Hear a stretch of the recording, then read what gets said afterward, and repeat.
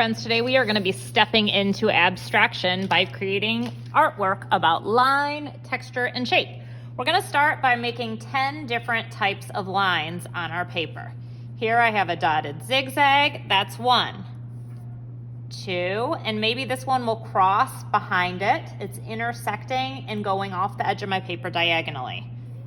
3, maybe 4, this curved line. 5. I'm letting my lines run off the paper, and also they're allowed to intersect and go behind one another. So that was 1, 2, 3, 4, 5, 6.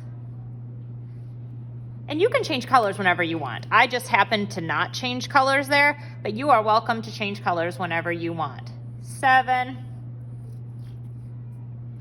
8, 9, and 10. Now I'm going to add 5 shapes, but I'm going to make each shape more than once. So for example, I'm making a square here. I can fill it in with color, but I'm not making one square. I'm making, let's say, at least 3 of that same shape. When you do that, that's called repetition. Repetition is when you repeat. So repeating is repetition. Maybe I'll make a few circles here. And I don't need to isolate those shapes. Maybe I'll put a triangle here because remember I was making triangles, and I can switch colors. I'm repeating the shape, but I've changed the colors. So I still have 3 shapes that are really spread around my paper. Maybe I'll put a few hearts up here. And again, you can fill them or not fill them. Maybe a heart down there. So that would be 4 shapes. I need to think of 1 more shape. And I think I'm going to make mine a diamond. I'm going to put a few diamonds in. And again, you can change colors whenever you feel like it. So as of right now, I have a piece of artwork that is full of line and shape. The next step is to add some texture with texture plates. To use the texture plate, you put it under your paper, and then you take a pastel and you rub, and it transfers the texture. Now, I don't want you to fill your whole paper with this. I want you just to do this in a couple areas because we're actually going to be painting these. So you can see that I'm just moving it around, adding a little texture, and maybe, I don't know, 4 spots, maybe even 5. But I'm definitely not filling my whole paper with texture. So now I have artwork that has line, repetition of shape, and texture. For this step, I'm going to be a scientist/artist. What I'm going to do is take a coin and drip it in the water. Then I'm going to pull it out and do it again. I'm really watching the water. I want to see what the water does. It tends to do something called rippling as it moves, which is moving out. Every now and then I'll get a little splash.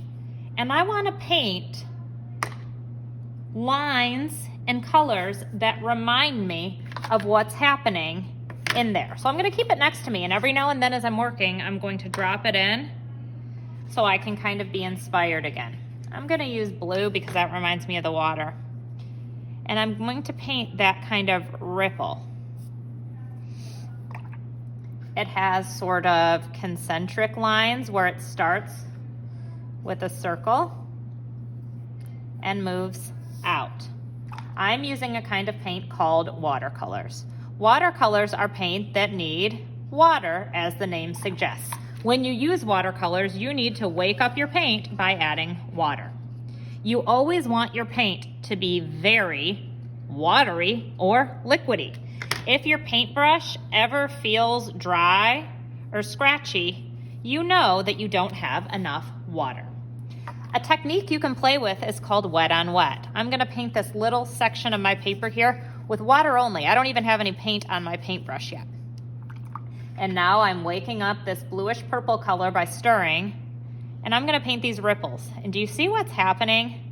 Since I painted it, the paint kind of spreads, and I really like that effect, especially when I'm imagining that.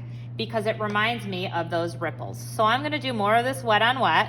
I'm rinsing my paintbrush every time I change colors. Maybe I'll add some contrast by doing sharper lines in some areas. Maybe I want to fill this area with a little bit of color, so I'm putting some green over here. But my goal is to create painting that reminds me of that rippling, that reminds me of that water and the coin drop.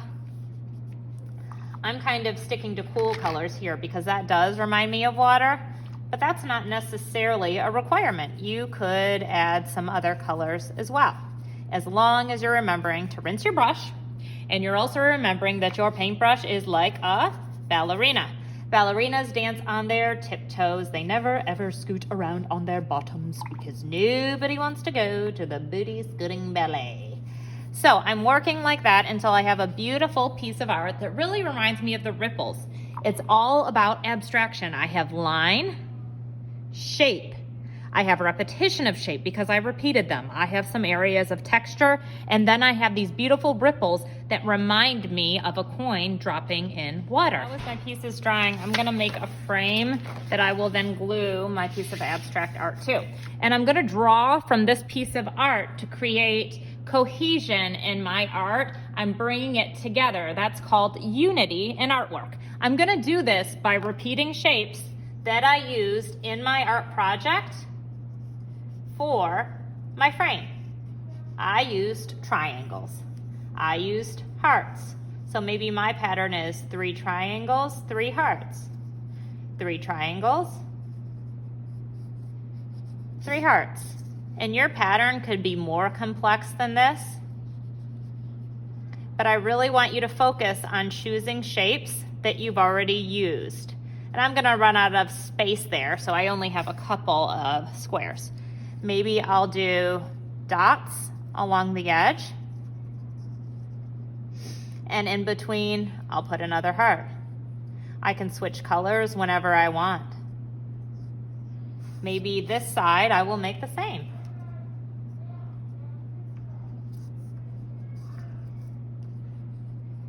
And I can do the bottom the same as the top, or I can switch it up and do something different. It's really your choice. I think I'll do it the same. I'm doing mine much quicker than I want you to do yours. I really want you to change colors. I want you to play with color patterning. I'm kind of working quickly here, so you will have plenty of time to work on your art. Now I'm going to flip over my beautiful piece of abstract art, and I'm gonna trace around the outside with glue. I'm not adding a glob to a middle. That doesn't even help. After I add glue, I'm going to stick it into my frame, and my work is complete. You can see that I have so many different levels of abstraction happening in this artwork. Great job.